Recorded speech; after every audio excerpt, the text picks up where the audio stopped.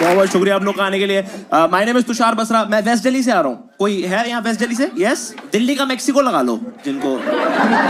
हाँ भाई, बहुत ही क्रेजी जगह, जिन लोगों को नहीं पता मैं बता दूं। मैं एक बार रिक्शे में जा रहा था, मेरे साथ एक 20 साल का रैंडम लड़का अपना फोन चला रहा था। मैंने उसको बोला भाई फोन मत चलाओ, एरिया सेफ नहीं है, चोरी हो जाएगा। कह रहा भाई चोरी का ही है। भाई मैं एक बार रिक्शे वाले के पास गया, मैं भैया चलोगे? कह रहा नहीं भैया आप पहुंचो, मैं काम निपटा के आता हूँ। मतलब तेरी बहन की शादी में जाना क्या? कह रहा करा दो, मैं दल रहा हूँ। मैं जगह ही ऐसी है भाई, वहां पे यही चीजें होती हैं। एक तो मैं उस एरिया में बहुत टाइम से रह रहा हूँ, किसी भी आप लोकेलिटी में बहुत टाइम से रहते हो ना, लोग आपको जानने लग जाते हैं, फेमिलियरिटी बनती है। उसके प्रोज एंड कॉन्स दोनों है भाई। मैं एक बार गोलगप्पे खा रहा था, डीडीए मार्केट में खड़ा हो गया, अंकल है तुषार, तुषार बड़ा हो गया यार। मैं अंकल आप भी। क्या बोलूं, कोई इस बात का कोई जवाब ही नहीं है भाई। आप किस, थैंक यू बोले क्या? सॉरी मैं बड़ा हो गया। मैं भाई मैं कुछ बोल ही नहीं पाया। मान ला अंकल क्या कर रहे हो? बहुत बड़े हो गए, लेकिन तुम में वो बात नहीं रही यार। मैं मेरी बात देखी कब इसने? कह रहा यार मतलब वो मतलब समझ रहे हो, एक्टिव नहीं हो तुम। जैसे तुम्हारी उम्र में हम 10-10 किलोमीटर दूर पैदल चल के स्कूल जाया करते थे, मेरा बहन कई सड़क पार करके मैं जबरदस्ती सीपी की लाल बत्ती बजाए खड़ा हो जाऊं। वहां प्रिंसिपल फोन कर रही है, लड़का पहुंचा नहीं, चौथे पीरियड तक पहुंच जाएगा। चुप बुड्ढे ने फंसा दिया इसको किसी भाई। और मैं जब तक ये बात सोच रहा हूँ, मुझे बाद में मैं तो करता ही नौकरी हूँ। मैंने अंकल को बोला अंकल मैं जॉब करता हूँ। कह रहे ये सब बहाने हैं स्कूल ना जाने के। मतलब पागल है क्या? फिर मैं कहता तुषार तुम देखो देश की हालत, देखो देश को देख रहे हो, गरीब और गरीब होते जा रहे हैं, अमीर और अमीर। ये बात आपको इसके जैसा एक मिडिल क्लास बंदा बोलता ही दिखेगा। खाली है ना बहन, काम नहीं है इनके पास। गरीब बंदा सुबह से शाम रिक्शा चला रहा है, फालतू बकचोदी करने का टाइम नहीं है। अमीर बंदा अपनी कंपनी के टर्नओवर को लेके गमफटी में घूम रहा है। मिडिल क्लास बंदा शाम को 7 बजे घर आती समोसे पेलता हुआ। सब चोर है बहन। क्या करे भाई? हम आप देखो, हम मिडिल क्लास लोग एक डर के कंफर्ट में जीते कि गरीब ना हो जाए, कि मिडिल क्लास ना रह जाए, अमीर हो जाते। इनकम टैक्स वाले आ गए तो बॉलीवुड ने दिमाग खराब करके रखा है। मेरी मम्मी का सबसे बड़ा डर ही यही है कि रेड मार देंगे, रेड मार देंगे। हमारे यहाँ पे रेड मारने लायक पड़ा क्या है? हमारे बेड के नीचे 4 सिग्नेचर कंबल पड़े हैं, बहन रुई लेके चला जाएगा वो, क्या रेड मार देगा? हमारे घर पे थोड़ा ज्यादा इसलिए भी है क्योंकि मेरे पापा गवर्नमेंट एम्प्लॉई हैं, तो आप समझ रहे हो। मेरे पापा को बोला पापा गाड़ी लेते हैं? नहीं। मतलब क्यों? कह रहे इनकम टैक्स वालों को डाउट पड़ता है। मतलब ऑल्टो सीएनजी में भी किस चीज का डाउट पड़ता है कि बसरा साहब खुश ना घूम रहे हो, कहीं इनके घर पे 2 रोटी ज्यादा ना बन गई हो, हफ्ते में 1 से ज्यादा बार पनीर मारो छापा। किस चीज का डाउट पड़ता है? मैंने पापा को बोला पापा आपने इतने साल सेविंग्स करी, इन्हीं दिनों के लिए तो करी, अब खरीदो अपनी खुशियां, क्यों नहीं खरीदते? लो गाड़ी। कर मैंने इसलिए नहीं करी। मतलब किस लिए करी है? कह रहे इमरजेंसी के लिए। मतलब ठीक है कल मैं अपनी टांग तोड़वा तो एफडी तोड़वा देना। कर पागल हो गया क्या? टांग ठीक हो जाएगी अपने आप 6 महीने में।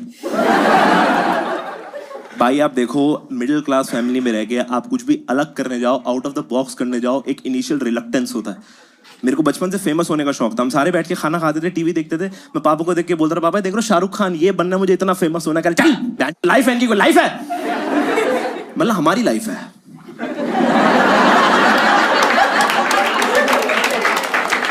बनियान ने बैठ के बोल रहे हैं बात यार। नाभि पे हल्दी लगी है उनके बहन, पूरी गली को बता भिंडी खा के निकले ओम करते जा रहे बहन। हमारी लाइफ। और मैं समझता हूं मिडिल क्लास लड़के पे इन्वेस्ट करना बहुत मुश्किल है भाई। आप बिलीव ही नहीं कर सकते ये कुछ कर लेगा आगे जाके, नहीं कर सकते भाई, बहुत मुश्किल है। मैंने स्टैंड अप करना शुरू किया। एक मिडिल क्लास बाप का सबसे बड़ा कंसर्न क्या होगा? क्या होगा सर? फेम नहीं है, पैसा नहीं है, साल यही होगा। मेरे पापा का सबसे बड़ा कंसर्न ये कोई टाइम है घर पे आने का? रात को 10 बजे 11-12 बजे आ रहे। मैंने सुबह जल्दी आना शुरू कर दिया।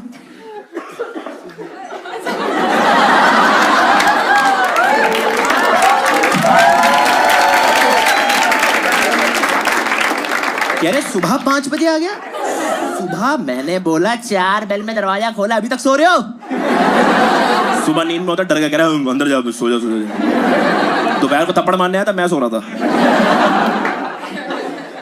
दिमाग में डुअलिटी है।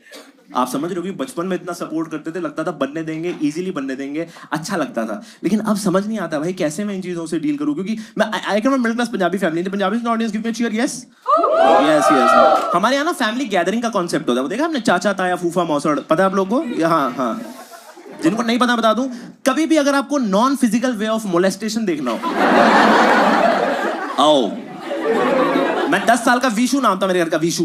मैं अंदर बैठ के कार्टून देख रहा हूँ, बहन ने क्लिप तोड़ रहा हूँ, नाभि में उंगली डाल के सूंघ रहा हूँ। मेरी मम्मी, विशु इधर आ जाओ, यहाँ खड़े हो जाओ। मैं लग क्या हुआ, कह रही टैलेंट दिखाओ अपना। मतलब बता तो दो मेरा है क्या। मुझे उस उम्र में पता ही नहीं मेरा टैलेंट क्या है।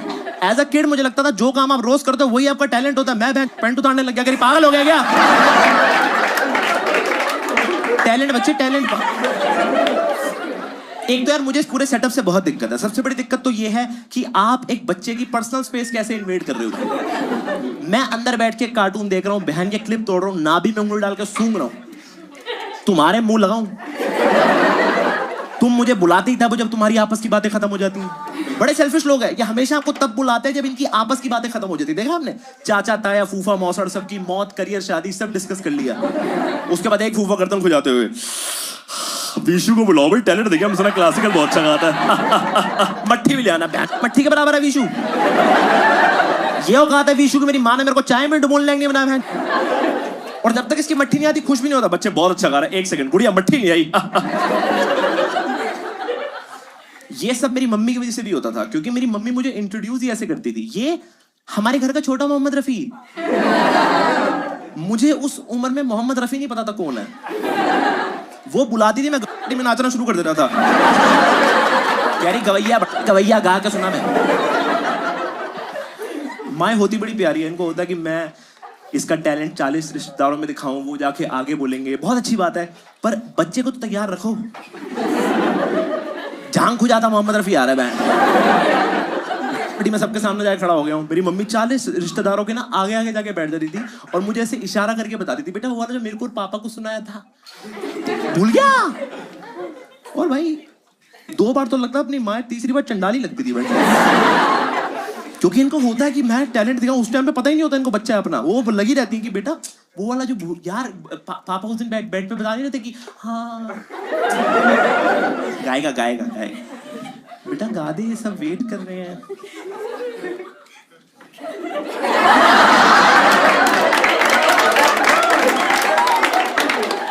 गा दे यार, आप नहीं गा रहे हैं, गा दे गा दे। मेरे को जो याद था मैंने गा दिया, मैंने जनगण गा दिया, सब खड़े हो गए, बैठ के गा रहा हूं। Very very good. मेरी मम्मी कहती very good, now be a good boy, और सबके लिए पानी का ग्लास लेके आओ जाके। छोटा मोहम्मद रफी लाएगा पानी आप लोगों के लिए। तुम सब उठो और मिल रूह अफ़ज़ा लेके आओ, मेरे हारमोनियम पे रखो, रियाज का टाइम हो रहा है मेरा।